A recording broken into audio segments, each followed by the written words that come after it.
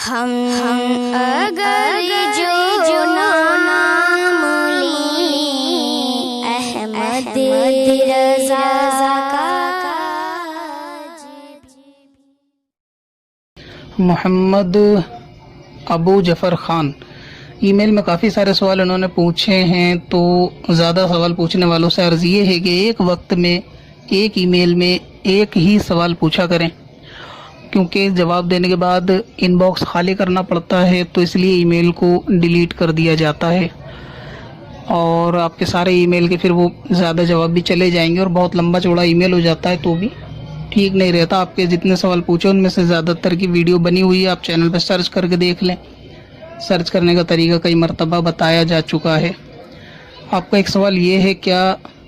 اولاد کے بد عمل کا جو ہے عذاب وہ مرحوم والدین کو بھی ملتا ہے یا نہیں؟ یعنی اگر اولاد کوئی برے اعمال کرتی ہے تو اس کا خامیازہ جو ہے بعد وفات ان کے مرحوم والدین بھی بھگتیں گے یا نہیں؟ تو اس میں دونوں قسم کی صورتیں ہو سکتی ہیں، یعنی بعض صورتوں میں اولاد کے بد عمل جتنے بھی ہیں ان کا عذاب جو ہے وہ ملے گا،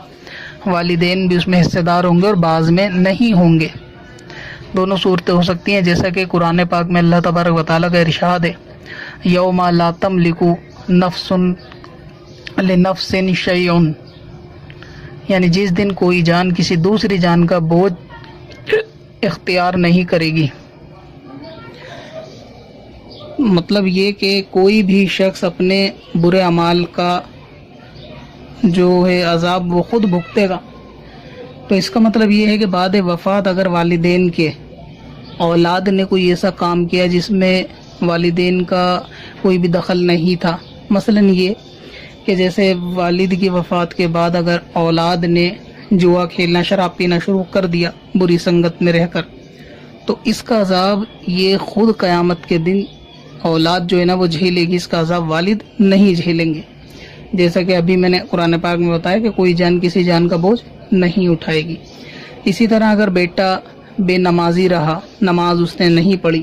یا نماز قضا کرتا رہا، تو اس کا بھی گناہ جو ہے نا یہ بھی ایک بد عمل ہی ہے، تو اس کا گناہ بھی جو ہے وہ والد کے ذمے نہیں ہوگا، یعنی قبر میں والد سے اس کی نمازوں کا حساب نہیں ہوگا، اس کے گناہ کا یہ والا اس طرح سے حساب نہیں ہوگا۔ اب ایک صورت وہ کہ جس میں اولاد کے برے اعمال کا عذاب والد بھی اس میں حصے دار بنیں گے، وہ یہ ہو سکتا ہے کہ جس طرح ثواب جاریہ ہوتا ہے اسی طرح ایک عذاب جاریہ بھی ہوتا ہے، یعنی والد نے کسی ایسے کام میں اولاد کو داخل کیا کہ وہ گناہ کا تھا، اور بعد داخل کرنے کے وہ انتقال کر گئے، تو جب تک یہ اولاد اس میں شامل رہے گی تو اس کا گناہ بھی والد کے ذمہ جائے گا۔ مثال کے طور پہ والد نے کاروبار شروع کیا، وہ کاروبار شروع کیا شراب کا، اور اسی میں اپنی اولاد کو بھی لگا دیا شراب کے خریدنے بیچنے میں۔ اب بعد وفات والد اب جو اولاد اس کی یہ کاروبار کرتی رہے گی، تو کیونکہ اس نے ایک کام شروع کرا گناہ کا، تو اس کا عذاب بھی والد کے ذمہ رہے گا جب تک یہ کام رہے گا۔ اسی طرح والد نے گھر میں کوئی ایسا معاملہ کر دیا، مثلا یہ کہ بیٹے نے بیوی کو طلاق دے دی تھی، اور والد نے اپنی ہٹ دھرمی کی وجہ سے بیوی کو جدا نہیں ہونے دیا، مطلب اپنی بہو کو، اور یہ کہا کہ نہیں طلاق وغیرہ اس طرح نہیں ہوتی، آپ ساتھ رہو، اور اپنے حکم سے یا بڑے ہونے کے روب کی وجہ سے ان کو ساتھ ہی رہنے پر مجبور کر دیا اور ان کو ساتھ رکھا، یا خود اپنی عقل سے فتویٰ دے کر ان کو ساتھ رکھا، تو ظاہر ہے یہ جب تک ساتھ رہیں گے تو اس کا گناہ بھی جو ہے وہ والد کے سر رہے گا۔ اسی طریقے سے اگر والد نے گھر میں کوئی ایسی بدعت ایجاد کر دی، کوئی ایسا عذاب جاریہ، کوئی ایسا گناہ کا کام کوئی رسم کے نام پہ ایجاد کرا کہ جس میں بعد میں سبھی لوگوں نے عمل کیا، تو جب تک وہ کام پر عمل ہوتا رہے گا اس کا عذاب والد کو ملتا رہے گا۔ خلاصہ یہ ہے کہ اگر کوئی ایسا کام ہے کہ جو والد اس میں شامل تھے اور والد کے ذریعے سے وہ کام ہوا ہے ناجائز اور گناہ کو، اور پھر وہ ہوتا ہی رہا اور اس کے کرنے والے یا ایجاد کرنے والے والد تھے، تو پھر بعد وفات بھی بندے پہ اس کا عذاب اور کرنے والوں کے نام آئے اعمال میں جو عذاب ہوگا ان سب کی برابر کا عذاب اس بندے کو ملے گا۔ اور اگر ایسا نہیں ہے، اولاد نے خود سے کوئی گناہ کا کام کیا، تو پھر اس کا عذاب جو ہے والد کو نہیں ملے گا۔ بہرصورت اولاد کے اعمال اچھے ہوں یا برے، ان کی خبر والدین کو بعد وفات یعنی والد کو ہوتی ہے، لہٰذا اگر اولاد برا کام کرتی ہے، گناہ کا کام کرتی ہے، تو اس سے ان کو تکلیف پہنچتی ہے قبر میں بھی ان کو اس سے یعنی رنج بھی ہوتا ہے، دکھ بھی ہوتا ہے، اور وہ اس سے آگاہ بھی ہوتے ہیں۔ تو لہٰذا جن کے والدین وفات کر چکے ہیں، آج اگر وہ بے نمازی ہیں تو اس کی خبر جو ہے ان کے والدین کو ہے کہ ہماری اولاد نماز قضا کر رہی ہے، اور کتنا سخت گناہ اور عذاب میں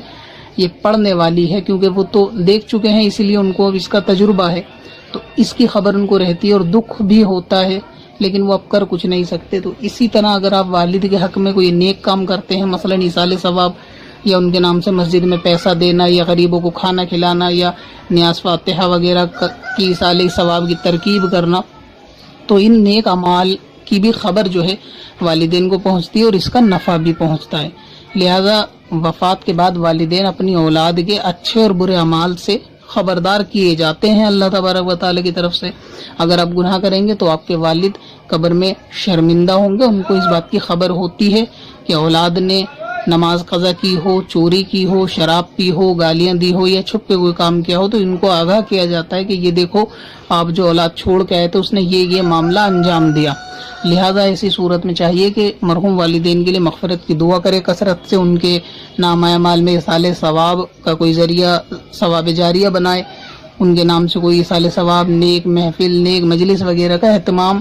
وقت فوقت پہ کرتے رہیں، تاکہ ان کی روح کو آسانی ہو، آپ کے اچھے اعمال سے ان کو خوشی ہو۔ نجد کی دنیا